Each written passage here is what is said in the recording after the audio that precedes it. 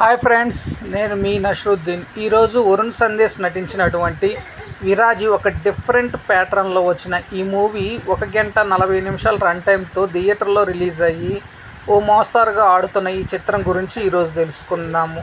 విరాజీ టైటిల్కి తగ్గట్టే ఒక డిఫరెంట్ ప్యాటర్న్లో ట్రై చేసిన డైరెక్టరు సింపుల్ స్టోరీ, మన చుట్టుపక్కల జరిగే ఒక స్టోరీ లైన్ బేస్ చేసుకొని తీశాడు.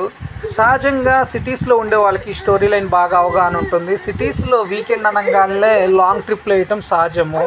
సో అది కూడా అన్యూన్ పర్సన్స్ తోటి ఒక యాప్ అనేది దాంట్లో రిజిస్టర్ అయ్యి దాంట్లో వెళ్తూ ఉంటారు. అదే పాయింట్ని తీసుకొని ఈ విరాజీలో డైరెక్టరు ఒక చిత్రంగా చిత్రీకరించడం విశేషము.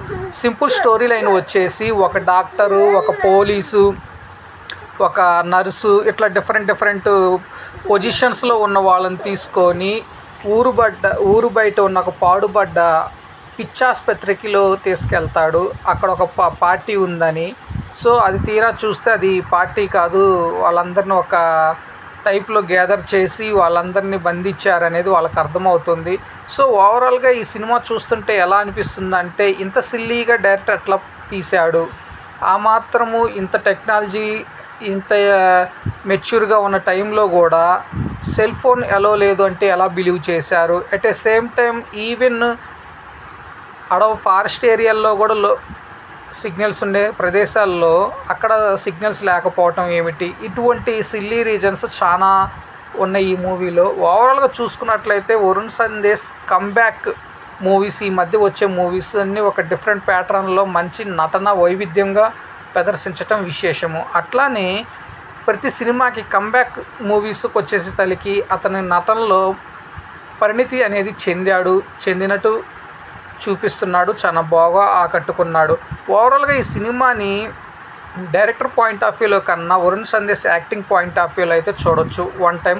అది కూడా థియేటర్లో అంటే కష్టమే, ఓటీటీలో వస్తుంది కాబట్టి. సో ఓటీటీలో బెస్ట్. ఇకపోతే ఇందులో మిగతా నటీనటులు వచ్చేసి ఎక్కడ వాళ్ళ యాక్టింగ్కి స్కోప్ ఉన్న వాళ్ళ పెర్ఫార్మెన్స్ అనేది అంత స్కోపింగ్గా చూపించలేకపోవటము, అట్లనే వాళ్ళ పెర్ఫార్మెన్స్ కూడా లో లెవెల్లో ఉండటము డ్రాబ్యాక్గా అనిపిస్తుంది. ఇక ప్రొడక్షన్ వాల్యూస్ ఓకే, ఉన్నంతలో పర్లేదు, బాగానే చూపించారు. ఈ ఓవరాల్గా సినిమా చూసుకున్నా కూడా లో ప్రొడక్షన్తో నిర్మించారు ఈ సినిమాని. చాలా తక్కువ బడ్జెట్తో అర్థమైపోతూ ఉంటుంది మనకి సినిమా చూస్తుంటే తక్కువ బడ్జెట్తో నిర్మించారని. అలానే ఇందులో టెక్నికల్ ఆస్పెక్ట్లో చూసుకున్నట్లయితే సినిమాటోగ్రఫీ పర్లేదు, మాదిరిగా ఆకట్టుకుంది. అట్లానే మ్యూజిక్, బీజిఎం వచ్చేసరికి చివరిలో వచ్చే ట్విస్ట్, ఆ మధ్యలో వచ్చే కొన్ని సీన్లకి బాగా ఇచ్చారు బీజిఎం.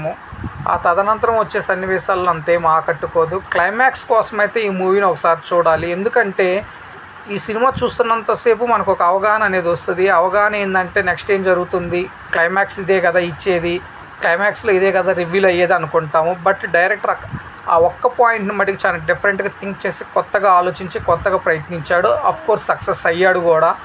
సో ఆ ఒక్క పాయింట్ కోసమైతే ఈ మూవీని చూడవచ్చు. ఇకపోతే వరుణ్ సందేశ్ ఈ సినిమాతో తన నటనలో ఒక మెట్టు పైకి వచ్చాడని చెప్పాలి.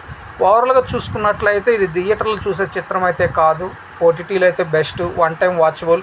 ఓవరాల్గా నేను ఇచ్చే రివ్యూలో ఈ రేటింగ్ వచ్చేసి అవుట్ ఆఫ్ 5కి 2.2 ఇస్తున్నాను. సో ఫ్రెండ్స్, ఎవరైనా నా ఛానల్ సబ్స్క్రైబ్ చేసుకోకపోతే నా ఛానల్ సబ్స్క్రైబ్ చేసుకోండి. నా ఛానల్ పేరు వచ్చేసి TSM బ్లాగ్. Thank you. నేను మీ నష్రుద్దీన్.